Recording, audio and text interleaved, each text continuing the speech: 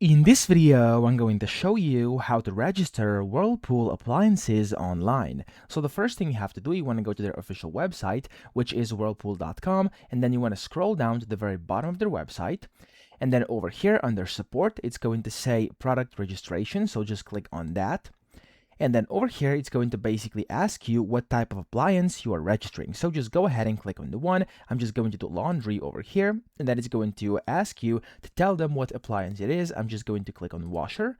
And then here, it's going to ask you to actually put in your model number and then also the serial number. So you can search, you can start typing over here to actually go ahead and start searching. So for example, if you know the model, you can just type it in here.